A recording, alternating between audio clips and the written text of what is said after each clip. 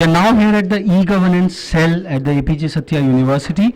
Professor Singh, what is this cell all about? There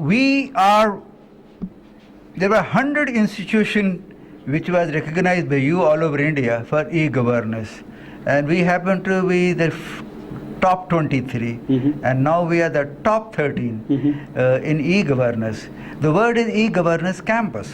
Even before you assign the task to us, we have introduced ICT, our techniques of electronics, to govern the university campus per se. First is the academic program.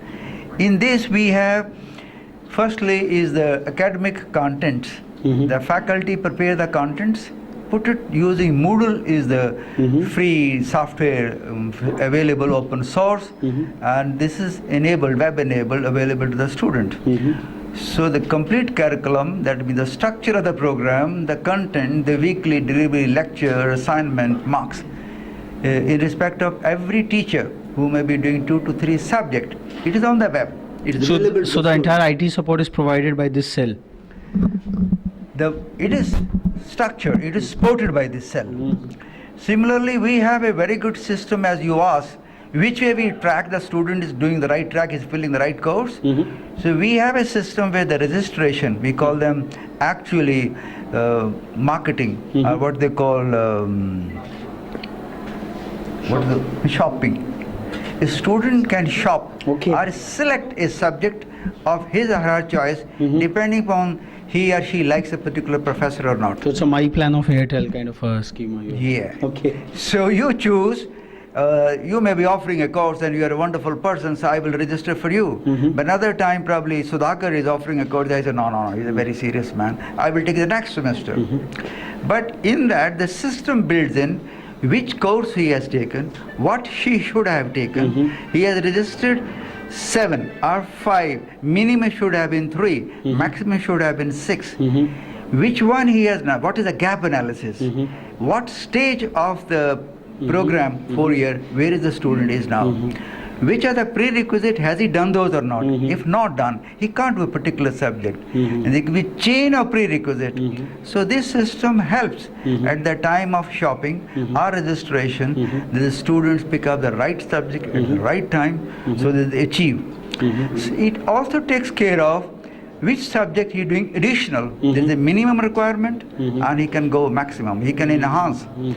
So there we have a credit system and audit system. Student can do his own academic improvement. He knows the grade and he can re-register to improve the grade. So apart from providing the IT support for the LMS based systems, what all this e-governance cell does?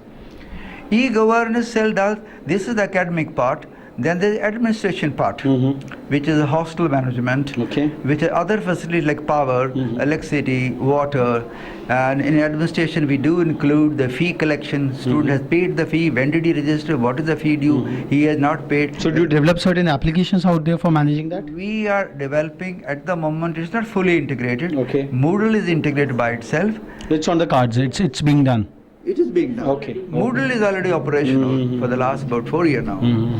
But other standalone, they are being integrated in the system. So we have a evaluation system, which will be continuous evaluation system. So in e-governance, our another momentum which we have given jointly with the University of Western Australia, it is called Engineers Without Border, which you must be knowing. We are a very active member into that. The focus is use of technology for upliftment of the rural masses. So therein we try to track the data of about selected 5 villages, similar government school, see the demographic data, the performance data, and trying to guide. We have also with us Professor Mamta Dahiya, who is the faculty coordinator of this eGov cell. Ma'am, how the students are being deployed, which year and which department students are working at this eGov cell out here? Actually, if we're talking about like the beginning of the scenario, so like we take like in general student enrollments will all the time in there in different module. Like one is the academic system, what we are talking about. Second, what we are doing, like how the technology is useful for the rural development, and another is part like the services provided by the engineering watch. That is the third part. Basically, before that we already working with the e-governance things. So after that, like now we do have a formal channel to enrollment of the students here. So earlier we asked like as per to their interest. So almost this time we have more than like 25 students already enrolled with the e-governance cells, and we already have the 4 different year-wise coordinators. So even the coordinators are assigned only based on their presentation, their interest, and what kind of the like different part. We are seeing some students out here. Can we have their views as well? What's your name? My name is Kshitij Kumar Singh. Kshitij, which department in And which year? CEC department, 4th semester. Fourth semester. Okay, so you're a member of this eGov cell. So what drove you to this cell? I just wanted to be part of something like it's a it's something different like from the traditional things. So I just wanted to be there. So what all you have been assigned so far, and what do you feel for the next semesters? What you will be doing here? Yeah, we students are assigned banking sector currently. So we are given some bank. Like our team is given responsibility for the Central Bank of India, and we are required to go and take out a survey and do make it some like introduce new systems like. So you're understanding the banking MMP under the National E-Governance Program.